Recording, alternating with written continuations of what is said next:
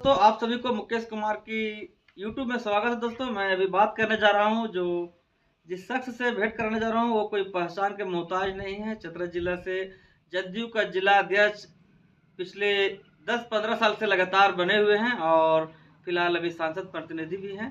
तो चलिए मैं बात करने जा रहा हूं रामाशीष जी से, जो अभी आप लोग के साथ उपस्थित हैं। चलिए आशीष जी, बताइए आप कैसे हैं? नमस्कार। और मैं आपको बहुत बहुत धन्यवाद देता हूँ। आपके यूट्यूब के जितने दर्शक हैं सभी को शुभकामना देता हूँ। मैं ठीक हूँ। और आप कैसे हैं? चलिए मैं भी ठीक हूँ। दोस्त आशीष जी, मैं अभी बात करने जा रहा हूँ चतरा जिला के किसानों के बारे में।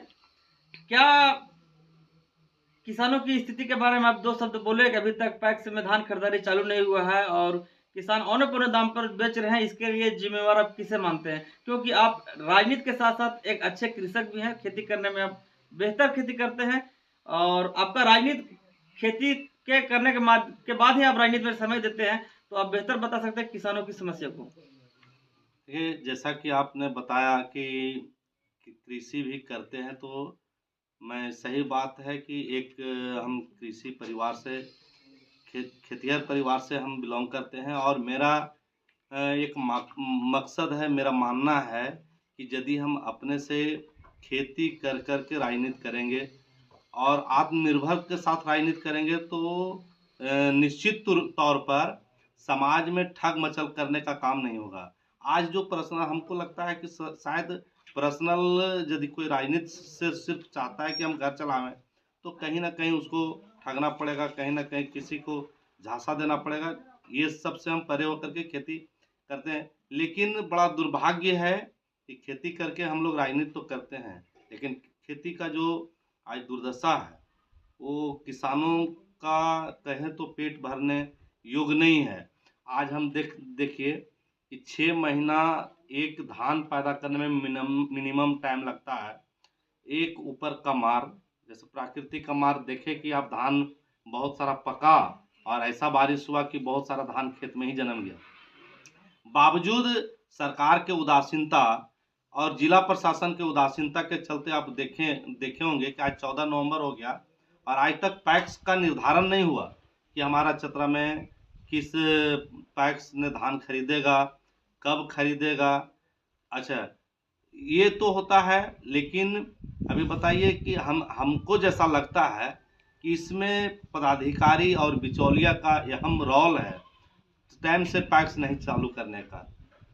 ये हमारा मानना है कि बिचौलिए और पदाधिकारी जो होते हैं, जो बीसीओ होते हैं या फिर जिला कृषि पदाधिकारी या फिर जिला माने जिले के जितने पदाधिकारी लोग हैं, इनके मिली भगत से कि किसान अपना धान अभी देखे होंगे। हम क्षेत्र में घूर रहे थे तो देखे कि 13 से 16 रुपए के बीच में धान का उठाव अभी चल रहा है। और 13 से 16 रुपये जब धान का उठाव होगा तो सोच सकते हैं कि किसान को क्या मिलेगा। जो किसान पूरे देश का पेट भरता हो उसका बाल बच्चा शायद भूखे सोता इसीलिए है। और आपको बता दूं कि किसान इतना, लोग बोलता है ना कि झूठ नहीं बोलना चाहिए, लेकिन किसान अपने बच्चे से ही झूठ बोलता है। इसका वजह यह है कि जब बीज खरीदने के बारी आएगा तो उस समय कहेगा बेटा पापा पापा ये चीज़ हमको शायद लेना है, लेकिन किसान क्या बोल देगा कि बेटा अभी खेती लगाना है, खेती लगाएंगे, इससे कुछ बढ़िया फसल होगा तो हम बेच करके तुम्हारा ये पूर्ति कर देंगे। लेकिन जब उसका फसल तैयार हो जाता है, पक करके जब बाजार में जाता है तो उसका मूल्य जो होता है औने पौने दाम हो जाता है। अभी 13 रुपये और 16 रुपये धान का खरीदारी हो रहा है। अब इससे किसान बेच करके अपना बच्चा का ज़रूरत पूरा करेगा या जितना 6 महीना में जो कर्ज उठाया था, जो मार्केट से लिया था, जो खेती करने में लगा, उसको पूर्ति करेगा। यही तो हमारा किसान का दर्द है। तो किसानों की स्थिति कैसे सुधर सकती है? आखिर इसके लिए क्या पहल करना होगा जिला प्रशासन को?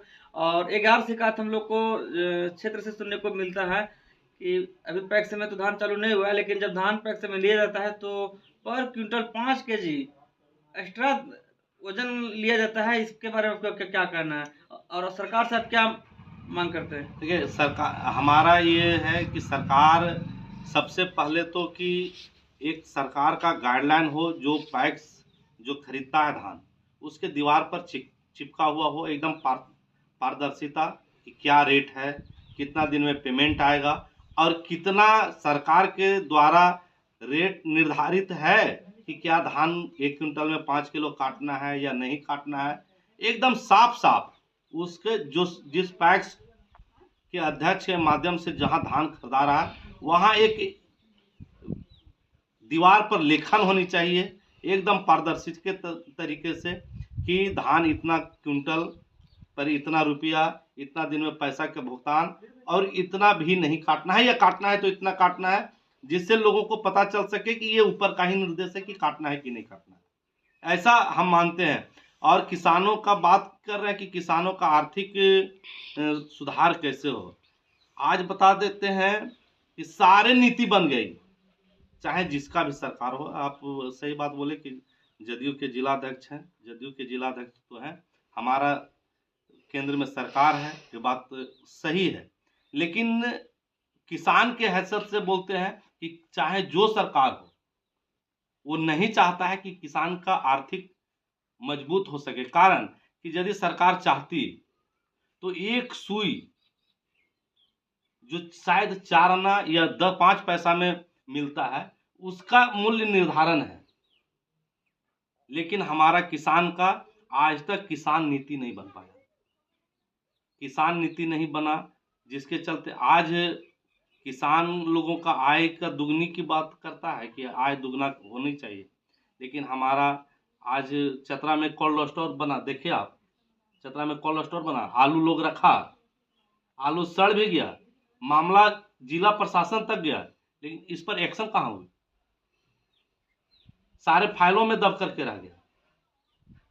इससे किसान का दुगनी आय हो रही है, ये आय शून्य हो रहा है। यदि उस समय आलू बिकता तो 10 रुपये बिकता तो 10 रुपये बिक जाता, क्षति नहीं होता। लेकिन आज 20 रुपया के चक्कर में जो भी आलू रखा था वो भी गया। तो किसानों के साथ न कभी इंसाफ हुआ है और न हो रहा है। चलिए, तब तक के लिए आप लोग हमें इजाज़त दीजिए, अगली बार मिलेंगे फिर आशीष जी से।